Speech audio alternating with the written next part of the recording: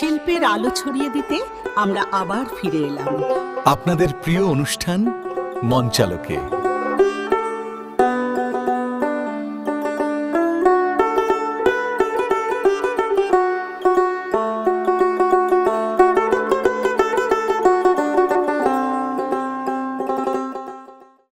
দর্শক মণ্ডলী, আমন্ত্রণ জানাচ্ছি মঞ্চালোকে থেকে আপনাদেরকে শুভেচ্ছা ও অভিনন্দন জানাচ্ছি। আমরা কথা বলবো থিয়েটারের একাল সেকাল নিয়ে। আমাদের উদ্দেশ্যই হলো থিয়েটারের বিবর্তনের গল্প আপনাদের সামনে তুলে ধরা এবং একই সাথে থিয়েটার কর্মীদের ভাবনা, সৃজনশীলতা, ওদের পরিকল্পনাগুলো আপনার সাথে মুক্ত আলোচনা করব। প্রিয় দর্শক, আমরা বিশ্বাস করি থিয়েটার কেবলই বিনোদন নয়, থিয়েটার হচ্ছে সমাজ ও সংস্কৃতির প্রতিচ্ছবি। ইতিবাচক পরিবর্তনের মধ্য দিয়ে তরুণ প্রজন্মের কাছে থিয়েটারের উদ্দেশ্যই তুলে ধরা আমাদের মূল লক্ষ্য। প্রিয় দর্শক, আজ যিনি আমাদের সঙ্গে উপস্থিত আছেন, আপনারা অনেকেই তাকে চেনেন, আমাদের অগ্রজ, আমাদের নাট্যজন। তিনি দীর্ঘদিন ধরে অসুস্থতার কারণে তার প্রিয় শিল্পাঙ্গনে যেতে পারছেন না, কিন্তু প্রতিটা মুহূর্তে তার আত্মাটা পড়ে থাকে সে শিল্পাঙ্গনে। আমরা আজকে তারই সাথে আমাদের আড্ডা কথামালাগুলো করব। তিনি হচ্ছেন আমাদের প্রিয় অগ্রজ জাহাঙ্গীর কবির। জাহাঙ্গীর ভাই, হ্যাঁ, কেমন আছেন? আচ্ছা, আগের থেকে একটু ভালো আছে। আমার বয়স এত বেশি হয় নেই, তারপরও আমার বয়স এখন 73-তে আচ্ছা, পড়েছে, চলতেছে। তো আমি খুব ছোটকাল থেকে নাটককে ভালোবাসতাম, সিনেমাকে ভালোবাসতাম। মানে থিয়েটারের যাত্রাটা আপনার মানে কার প্রেরণায় আপনার শুরু হলো? থিয়েটারের প্রেরণাটা হচ্ছে মমতাজ উদ্দিন স্যারের। আচ্ছা, সত্যি কথা বলতে কি, উনি তখন চিটাং কলেজের প্রফেসর। উনি ওখানে নাটক করতেছেন দেখে আমিও চলে গেলাম। প্যারেড ফিল্ডে তখন অসহযোগ আন্দোলন চলতেছে, প্যারেড ফিল্ডে নাটক হবে। জি। আমাকে বললো যে সপ্ত হয়ে গেছে, তুমি আসবে, একটু থাকবে, 2-একটা ডায়লগ যদি বলো তো পারবে। আমি তো খুব খুশি যে মমতাজ স্যারের নাটকে আমি অভিনয় করব। এটা বিশাল ব্যাপার। বিশাল ব্যাপার। সদরুল পাশা আচ্ছা, হ্যাঁ, ছিল তখন থিয়েটার 73-এর, এবং আমাদের সবিউল আলম সাহেব ছিলেন আর্ট কলেজের তখন প্রিন্সিপাল উনি। এরপরে ছিলেন চৌধুরী জহুরুল হক। আচ্ছা, হ্যাঁ, আরো কয়েকজন, এখন নামটা মনে আসতেছে না। তো গেলাম, আমার কাজটা ছিল প্রথমে স্টেজে উঠে সেটগুলো সেটিং করা। আচ্ছা, মহা খুশি আমি যে নাটকের সেট আমি করতেছি। যাও, কি একটা ডায়লগ ছিল, মমতাজ স্যার বলছে যে এমনি তো হয় না, তুই একটা ডায়লগ তোমাকে বলতে হবে। এখন আমার মনে নেই। আচ্ছা, এটা স্বাধীনতার আগে, অনেক আগে। এরপরে আমি মমতাজ স্যার যখন নাটক করতো আমাকে বলতো যে দেখতে, আমি আগেই চলে যেতাম নাটক দেখতে। মানে নাটকটা কি আগে থেকে আপনার মনের মধ্যে কি বাসা বেঁধেছিল? মানে মমতাজ স্যার সেটাকে জাগ্রত করেছে। এই তুমি নাটক মানি আমি তখন পাবো। এরপরে নাটকে থিয়েটার 73-তে মমতাজ স্যার বললেন যে হচ্ছে, তুমি আসো। গিয়ে দেখি সরুল পাঠারা ছিল। তো ওখানে আমি আবার কারো বরদাস্ত করতে পারতাম না তখন। হামবাড়া ভাব, আচ্ছা, এটা আমি বরদাস্ত করতে পারতাম না। মানে আপনাকে খবরদারি কেউ করবে এটা আপনার পছন্দ ছিল না? আমি কাজ করবো, সবাইকে নিয়ে কাজ, মানে একদম স্বাধীনভাবে কাজ করতে। স্বাধীনভাবে। তো এরপরে আমি চলে আসলাম CSO 73 থেকে, যে গ্রুপ থিয়েটার মানে কি, গ্রুপদের নিয়ে, পুরো গ্রুপকে নিয়ে কাজ করা। জি। এর ব্যক্তিকেন্দ্রিককে আমি পছন্দ করতাম না। বেরিয়ে আসলাম, তখন আনোয়ার ভাই, আলী আনোয়ার মোল্লা, কামরুল ইসলাম, ওনারা একটা গ্রুপ করার কথা ভাবছে। তো আলী আনোয়ার মোল্লার তার আগে আমি সারোজের স্কুলে একটা নাটক করেছিলাম। আচ্ছা। তো উনি আমার অভিনয় দেখে আমাকে চয়েস করলেন যে না, একে আমরা নাটকে নেব। তো আমি বললাম তুমি আমাদের সাথে কাজ করবে, নাটক করবে? আমি 100 বার করবো। বলো যে দেখো এখানে আমি তোমায় ভালোবাসি কোনো ডায়লগ নাই। আচ্ছা, যা তুমি এতদিন দেখছো, হ্যাঁ। এটা হচ্ছে আমি আর তুমি যে কথাগুলি বলছি, এই কথাগুলিকে নিয়ে আমরা নাটক করব। আচ্ছা, এটা হচ্ছে আনোয়ার ভাইয়ের প্রথম মানে আমাদের দৈনন্দিন জীবনের গল্প। গল্প। এরপরে গেলাম, তির্যক প্রতিষ্ঠিত হচ্ছে কামরুল ভাইয়ের বাসায় কাজের জড়িতে। জি, কামরুল ইসলাম অনেক ইয়ে ছিল। এটা কত সনের কথা বলছেন? এটা 74। আচ্ছা, 74 ইংরেজিতে। তো ওখানে দেখলাম যে প্রতিষ্ঠিত হচ্ছে তির্যক ইয়ে নাট্য গোষ্ঠী। আমি, ইশতিয়াক বাবু, জি, তারপরে কামরুল ইসলাম ভাই, আনোয়ার ভাই, রবিউল আলম ভাই। আচ্ছা, আমাদের রবিউল আলম ভাই এবং রবি ভাইকে সময় দেওয়া হলো 1 সপ্তাহের ভিতরে একটা নাটক লিখে দিতে হবে। এবং উনি তখন বুয়েটের থেকে পাস করছে, মাত্র বেরিয়েছে। ইঞ্জিনিয়ার। উনি একটা নাটক লিখলেন, জননীর মৃত্যু চাই। জি, আমার তখন খারাপ লাগলো, মার মৃত্যু আমি কেন চাইবো? কিন্তু না, নাট্যকার বলছে যে আমি জননীর মৃত্যু চাই। সেই নাটকটা আমি নিজেও অভিনয় করলাম, আনোয়ার ভাই, কামরুল ইসলাম, রবি ভাই অভিনয় করছে, আচ্ছা, আরো অনেকেই অভিনয় করছে। একটা মেয়ে ছিল ওই নাটকে, খালেদা ফেরদৌস। জি, খালেদা আপা তখন বিটিভিতে খবর পড়তেন, রেডিওতে খবর পড়তেন। আচ্ছা, উনি আমাদের সে ফাউন্ডার মেম্বার, আবু নাসের ফেরদৌস ওনার হাজবেন্ড। আমরা নাটক কয়েকটা করলাম। কয়েকটা করার পর ফেরদৌস ভাই বললো যে আমি একটা কাজ করি। বলেন? বলে যে আমি বাচ্চাদের নিয়ে একটা নাটক করব। বাচ্চাদের নিয়ে কেউ নাটক করেন। আচ্ছা, তখন আনোয়ার ভাই বললো যে ঠিক আছে, আপনাকে আমরা ওইটার দায়িত্ব দিলাম। তো খালেদা আপা এবং আবু নাসের ফেরদৌস ওনার হাজবেন্ডের ওয়াইফ, তো ওনারা দুজনে মিলে তির্যক লিটল থিয়েটার করলো। মানে প্রথম তির্যক লিটল থিয়েটারটা 74 সনে। হ্যাঁ, আচ্ছা, হলো 74 কি 75 আমার খেয়াল পড়ছে না। আচ্ছা, তো কাঠের গোড়া, আলী বাবা, শাহজাদির ঘুম ভাঙলো না, কয়েকটা নাটক ওনারা করলেন। আর আমার দায়িত্ব ছিল যে সেট আনা নেওয়া এবং বাচ্চাদের খাওয়ানো দাওয়ানো। তখন অনেক বাচ্চা ছিল দুধ খেত, আমি এখন দুধ খাবো, ছোট বাচ্চা। কিন্তু এই যে সেট আনা নেওয়ার ব্যাপারটা জাহাঙ্গীর ভাই যেটা বললেন, এটা কিন্তু একটা সময় কিন্তু আমরাও কিন্তু যখন আমরা প্রথম গ্রুপ থিয়েটার চর্চা শুরু করি, তখন কিন্তু আমরা এই কাজটাই করতাম। এই রুমটা ঝাড়ু দেওয়া, এই চা নিয়ে আসো, চা নিয়ে আসলাম। কিন্তু এখনকার প্রজন্মগুলো কিন্তু এই জিনিসটাতে খুব বেশি ইউজ আমি না। করেছি, রুম ঝাড়ু দিয়েছি, মুছেছি পানি দিয়ে, ওখানে বসে আমরা রিহার্সাল করতাম এবং দাঁড়িয়ে রিহার্সাল করতাম, কিন্তু পরিষ্কার পরিচ্ছন্ন। এবং ওগুলো করতে আমাদের খুব ইয়ে লাগতো যে আমি নাটকেরই কাজ করতেছি। এখনকার ছেলেমেয়েরা কি করে আমি জানি না, নাটকেরই কাজ করতেছি। আপনার মনে আছে কিনা জানি না, আমি যখন ঢুকেছি তখন এখন যে শিল্পকলার যে মূল ভবনটা, যেখানে কালচারাল অফিসার যেখানে বসেন, সেখানে যে একটা একতলা বিল্ডিং ছিল, সেই বিল্ডিং এ যে এখন আমরা রিহার্সাল করতাম, একসাথে সেট গাদাগাদি করে থাকতো, বৃষ্টির সময় বৃষ্টিতে পানিগুলো গড়িয়ে গড়িয়ে রিহার্সাল রুমে পড়তো, সেই ভিজা পানির মধ্যে আমরা রিহার্সালটা করেছি।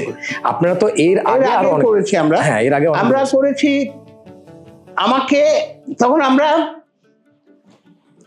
সবুল আলম সাহেব আর্ট কলেজের প্রিন্সিপাল ছিল। জি, তো আমরা আনোয়ার ভাই, রবি ভাই, কামরুল ইসলাম, ইশতিয়াক বাবু, খালেদা, আমরা সবাই মিলে আর্ট কলেজে রিহার্সাল করতাম। জি, এখন এখন চারুকলা, তখন আর্ট কলেজ, চারু বাংলা বলতো না আর কি। রিহার্সাল করতাম ওখানে। হাসনাত আব্দুল্লাহ তখন ডিসি ছিলেন, উনি আসতেন মাঝে মধ্যে। জি, উনি একটু সাহিত্য মনা ছিলেন। তো উনি এসে আমাকে বললেন যে এই আপনারা এখানে রিহার্সাল করছেন, আমি একটা জায়গা দিই, এখানে তো কলেজে ডিস্টার্ব হবে, আর কদিন পর তো রাত্রেও এখানে ক্লাস হবে। জি। ঠিক আছে দেন, তবে দূরে দূরে যাব না। তো বলে দেন এখানে কাছে হবে, যে দামপাড়া। ঠিক আছে, আমাকে বললো যে কলা ভবন, তখন ওইটা কলা ভবন ছিল। জি জি। কলা ভবন যান, ওখানে আমি বলে দিচ্ছি রুম দেবে। ওমা আমি ওখানে গিয়ে দেখি এত বড় বড় গাছ, উলুবন। গিয়ে একখান থেকে একজন লোককে নিয়ে গেলাম, নিয়ে ঘাস কাটা শুরু, আমি শুদ্ধ ঘাস কাটে। শিয়ালের কথা বলবেন না? আসতেছে আসতেছে। জি। তো ঘাস কাটলাম, আমার সন্ধ্যা হলে মশা আবার তো শিয়ালও ডাকতো। জি। এর ভিতরে আমরা রিহার্সাল করতাম। হ্যাঁ জি। দিনে খুবই শান্তি প্রিয় জায়গা, কোনো ইয়ে নেই, কিন্তু সন্ধ্যার পরে মশা এবং শিয়াল এই দুটোর অত্যাচার বাড়ত। এর ভিতরে আমরা রিহার্সাল করেছি। এবং এই খালদা পাকে আমরা 3-4 জন মিলে ওয়াসা মোড়ে গাড়ি পেত, ওখানে গাড়ি সহজে পাওয়া যেত। পৌঁছে দিতেন আপনারা? হ্যাঁ, আমরা পৌঁছে দিতাম। উনি 8টা ডিগ্রি। আরেকটা কথা তো মনে হয়তো আপনি একটু স্কিপ করছেন, সেটা হচ্ছে যে বিষাক্ত সাপও তো ছিল ওখানে। হ্যাঁ, সাপ ছিল, ঠিক। সাপ ইয়ে করে চলে যেত। হ্যাঁ, সাপ ছিল, সাপকে আমরা দিনে গিয়ে তাড়াতাম। রাত্রে ওই ধোয়া টোয়া এগুলি দিলে একটু মনের ভয়টা আমাদের কমতো। কিন্তু আস্তে আস্তে আস্তে আস্তে অরিন্দম আসলো। আচ্ছা। হ্যাঁ, 2টা দল আমরা রিহার্সাল করতেছি, ছেলেবেলারা বাড়তেছে, আস্তে আস্তে ঘাসটা কাটা হয়েছে। তখন কিন্তু ছবি ছিল, ছবি কয়েকদিন আগে আমাকে দেখতে আসছিল এইখানে। তাই? হ্যাঁ। আচ্ছা। আমার খুবই ভালো লাগছে যে ছবি আমাকে দেখতে আসছে। তো সফি ছিল একদম ইয়ং একটা ছেলে। তো আমরা মাঝে মধ্যে ওকে দিয়ে চাটা নিয়ে খেতাম, রিহার্সাল করতাম। এরপরে ঢাকা থেকে পীযুষদা আসা শুরু করলো, পীযুষ বন্দ্যোপাধ্যায়। উনি এসে আমাদের রিহার্সাল বসতো, দেখতো, এবং নাসিরুদ্দিন ইউসুফ বাচ্চু খবর নিত আমাদের, তির্যক কেমন চলতেছে। এবং বাচ্চু ভাইয়ের প্রতি আমি কৃতজ্ঞ যে উনি তির্যককে প্রথম ঢাকায় নিয়ে গেছেন নাটক করার জন্য, নাট্যোৎসবে। তো পীযুষদা ছিল, লালা আজাদ নূপুর ছিল, সুকন্যারা ছিল। এই যে দীর্ঘ পথ চলা আপনার, এই দীর্ঘ পথ চলায় সবচেয়ে বেশি কাজ করতে গিয়ে আপনার সবচেয়ে বেশি চ্যালেঞ্জিং কোন বিষয়টা আপনার কাছে মনে হয়েছিল? চ্যালেঞ্জিং মনে হয়েছিল পয়সা। সত্যি কথা বলতে কি, ওটা চ্যালেঞ্জ পয়সার আমরা অতিক্রম করেছি, খাটনি দিই। তখন বিজ্ঞাপনও পেতাম না। আচ্ছা। ওরে নাটকের জন্য বিজ্ঞাপন, না না না, অন্য কিছু হবে। পরে তো দিচ্ছে, কিন্তু প্রথমে নাটক করা মানে একটা কিছু। জাহাঙ্গীর ভাই, আমরা তো ওই চ্যালেঞ্জিং তো আমরা এখনো ফেস করতেছি। হ্যাঁ, তখন কিন্তু আরো বেশি ছিল। এখন তো মানুষ পয়সা দিয়ে নাটক দেখে, তখন পয়সা দিয়ে 2 টাকার টিকিট ছিল, সেই টিকিটও অনেক সময় নিত না, পুশ করে দিতাম। আচ্ছা। এবং টাকাও দিত না। মানে আমাদের দরকার ছিল দর্শক। এবং যখন শিল্পকলার করছি তখন কেউ চিনত না শিল্পকলা কি। স্বাভাবিক। হ্যাঁ, তো রিক্সাওয়ালাকে বলতাম, ওরা বলতো শিল্পী ক্লাব। রিক্সাওয়ালা বলতো শিল্পী ক্লাব, আমরা বলতাম না ভাই, এটা হচ্ছে শিল্পকলা, এখানে নাটক হয়, গান বাজনা হয়, তারপরে ছবি আঁকে, অনেক কিছু হয়। জি। তো এগুলি বলে বলে আমরা শিল্পকলাকে পরিচয় করালাম। এবং আমাদের পিছনে ছিল হাসনাত আব্দুল্লাহ। আচ্ছা। হ্যাঁ, ওনার অনেক অবদান এখানে। তো এখন আমরা ভাবলাম যে কি হয়, এখন কি করব, একটা হল তো যদি করতে পারতাম। তখন আমরা সেন্ট ম্যারিজে, সেন্ট প্লাসিডে নাটক করতাম। সেন্ট ম্যারি, সেন্ট প্লাসিড হল, আর কোথায় ছিল না নাটক করার, অনেক সময় ওখানেও পেতাম না। এখন নিজস্ব একটা নাটকের অডিটোরিয়াম আমাদের দরকার, ইয়ে করলাম। তখন বাচ্চু ভাইদেরকে বললাম যে বাচ্চু ভাই আমরা কি করব, বলে যে এটা সরকারি ব্যাপার, কি করা যায়, আমি তো তোমাদের সাথে থেকে কাজ করতে পারবো, কিন্তু তখন আমি হাসনাত আব্দুল্লাহকে বললাম, হাসনাত ভাই, আমরা ডিসি স্যার বলতাম না, হাসনাত ভাই আমরা একটা হল করব, ইয়ে করবো। উনি বলে যে ঠিক আছে, একে খান সাহেব ওনার কাছে যাও, আর আমি কিছু এখানকে ইয়ে করিনি। তখন আমরা সবাই মিলে মঞ্চটা করলাম। তো মঞ্চটা আমরা শুরু করলাম কাজ ইয়ে করে, এবং ওখানে মেলা ৭৭ হলো।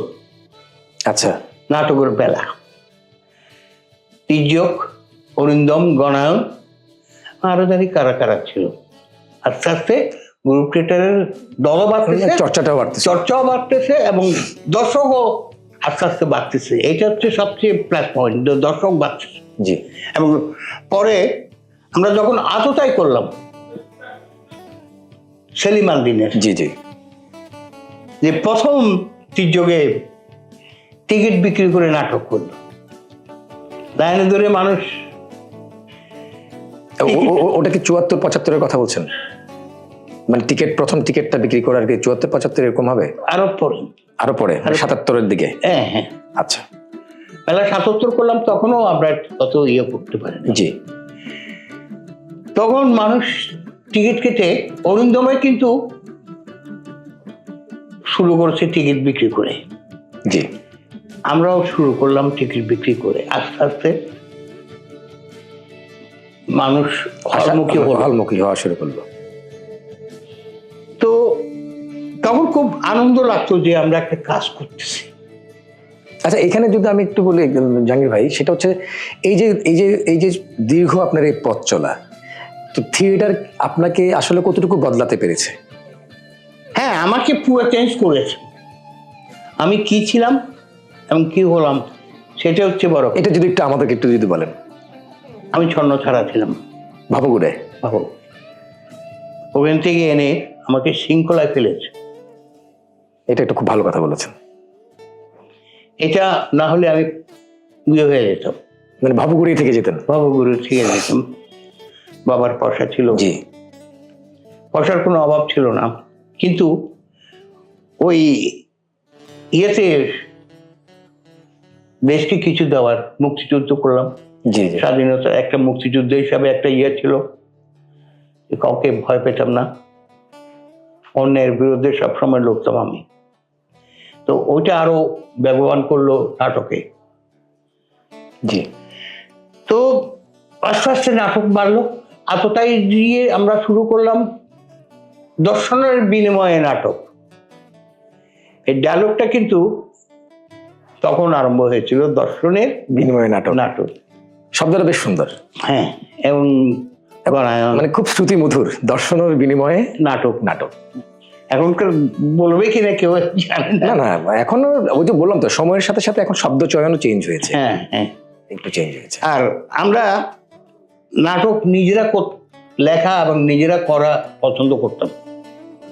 আমি অবশ্য নাট্যকার না, নাট্যকার ছিল রবিউল আলম, আবু নাসের ফেরদৌস, এবং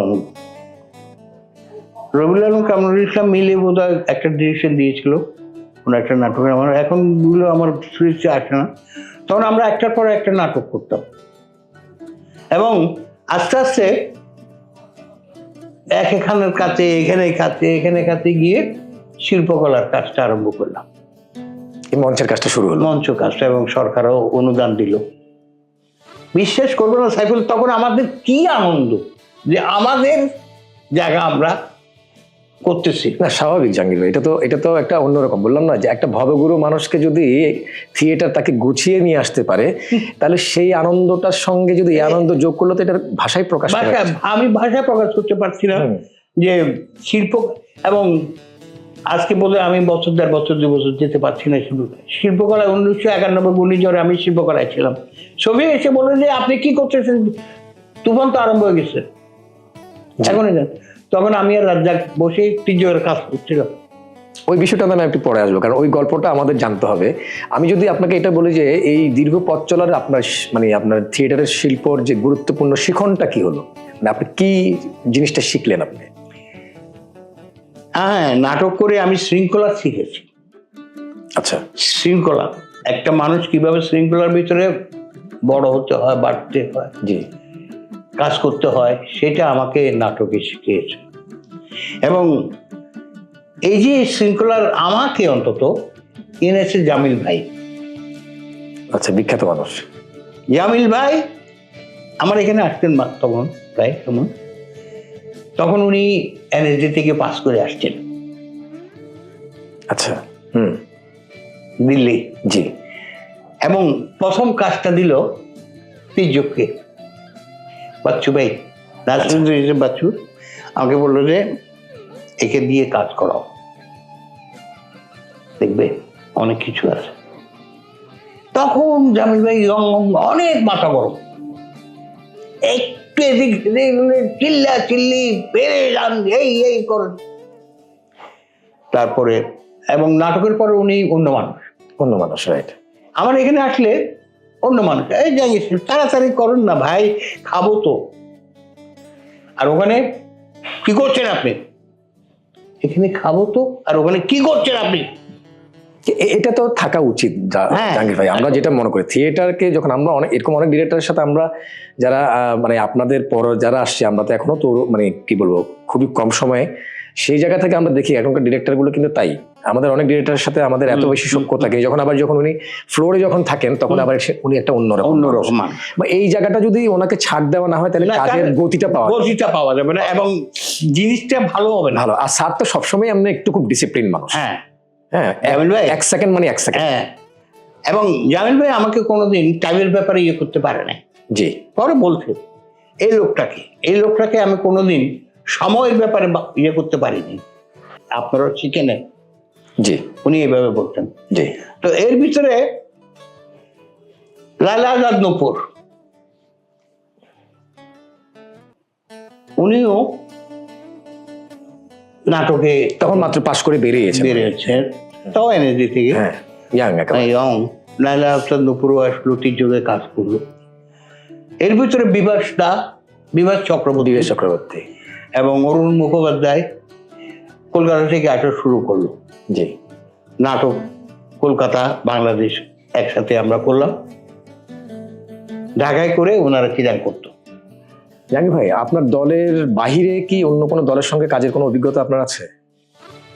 না, আমরা ওই সমন্বয় পরিষদে তখন ইয়ে ছিল, তখন মোর্চা যেটা ছিল, ওখানে কাজ করার কিছুটা ইয়ে ছিল, অভিজ্ঞতা মানে এখনকার যেরকম তরুণরা কিংবা আমরা যারা আছি তারা যে আমরা বিভিন্ন দলের সঙ্গে কাজ করছি অথবা শিল্পকলা রেপার্টারির সঙ্গে কাজ করছি, তখন আপনাদের সময়ে ওই জায়গাটা তখন তৈরি হয় সমন্বয় পরিষদে হয়তো কোনো ইয়েটি যদি করে, আমার এখন পুরোটা ইয়ে আসতেছে না। জি। তবে হ্যাঁ, ওটা কাজ করেছে আমার মনে পড়ে। জি। যে সমন্বয় পরিষদের ইয়েতে, এবং আমরা তখন নতুন নাটকের সারা রাত কাজ করেছি। জামিল ভাই আসবে, উনি চলে যাবেন, সকাল 8টায় ঢুকেছি সাইকেল। জি। সারাদিন সারা রাত, তারপর দিন 10টায় বেরিয়েছি। হ্যাঁ, দেখেছি এটা এখনকার করে কিনা জানি না। বর্তমান থিয়েটারের আপনার যে মানে বর্তমান থিয়েটারের যে দর্শন, সেই দর্শনের সাথে এই প্রজন্ম কি মানে পুরোপুরি যাচ্ছে? মানে থিয়েটারের যে দর্শন নিয়ে আমরা মানে আপনারা শুরু করেছেন, কিংবা আমরাও মোটামুটি ওটুকু আপনাদের পথ দেখি আমরা এসেছি। এখন কি করে আমি জানি না, তখন আমরা কাজ করার জন্য পাগল ছিলাম, যে থিয়েটারে কাজ করব, নাটকে কাজ করব। আমি এতটাই সেট যখন করেছি, আমার তখন ফার্নিচারের দোকান ছিল। জি, জানি। ওই ফার্নিচারের কারখানায় সারা রাত মিস্ত্রিদের নিয়ে কাজ করেছি, এবং জামিল ভাইয়ের কাজ সেট বুঝো 1 ইঞ্চি এদিকে হতে পারতো না। হঠাৎ উনি 2-3টার সময় রাত চলে আসতো, কি কাজ হচ্ছে? হ্যাঁ, ঠিক আছে। তো উনি আবার মিস্ত্রিদের সাথে কথা বলতে পারতো না, মিস্ত্রি ওনার কথা বুঝতো না। হ্যাঁ, এই অ্যাঙ্গেল এরকম হবে, এরকম এই অ্যাঙ্গেল থেকে দেখলে এরকম দেখাবে, ওটা ওগুলি বুঝতো না, আমি ওদেরকে বুঝিয়ে দিতাম। এরপর এতটাই সেটটা ছিল, তোমরা দেখেছো কিনা? হ্যাঁ, এতটাই আমরা না, আমি পাইনি। পুরা বাংলাদেশ স্টেজটা, আমি পাইনি স্টেজটা পুরা বাংলাদেশ। তাই? হুম। ইন্টারেস্টিং। আমার ছবি যদি থাকে আমি দেখাবো, এই স্ট্যান্ড দিয়ে পুরো বাংলাদেশ করেছে। তো এটা তখন সেট করা মানে বিরাট কাজ ছিল, এবং অনেক দর্শক আসছে তির্যকে কি সেট করেছে দেখিনি। জি, স্বাভাবিক। হ্যাঁ, ওইটাই তখন আমাদের কাছে গর্বের বিষয় ছিল যে আমরা একটা কাজ করেছি। এবার একটা ব্যক্তিগত কথা যদি আপনাকে বলি, আমি মনে করেন যে আপনি যখন থিয়েটার করছেন তখন তো আপনি বিবাহিত না, থিয়েটার যখন করছি তখন আমার বিবাহ, আমি থিয়েটার করছি 74 থেকে, গ্রুপ থিয়েটার। জি। এবং আমি বিয়ে করেছি 78-এ। 78-এ, খুব বেশি সময় না। হ্যাঁ, কিন্তু এই সময়ের মধ্যে যে আপনার যে সহধর্মিনী, আপনার যে জীবন সঙ্গী, হ্যাঁ। আপনার সাথে যে একটা লং টার্ম একটা পথ চলা শুরু করলো, সেই পথ চলাতে কি কখনো কি উনি আপনার থিয়েটারে কখনো বাধা হয়ে দাঁড়িয়েছিল? না, আমার বাধা হয়ে দাঁড়ায়নি, এবং আমার জন্য ও কষ্ট করেছে। আচ্ছা। রাত 12টা 1টা 2টা আসতাম, সে বসে থাকতো খানা নিয়ে। বাহ। এটাই নাটকের প্রতি তার একটা অবদান। জি। হয়তো সে রিহার্সালে যেত না, নাটক দেখতে খুব কম যেত।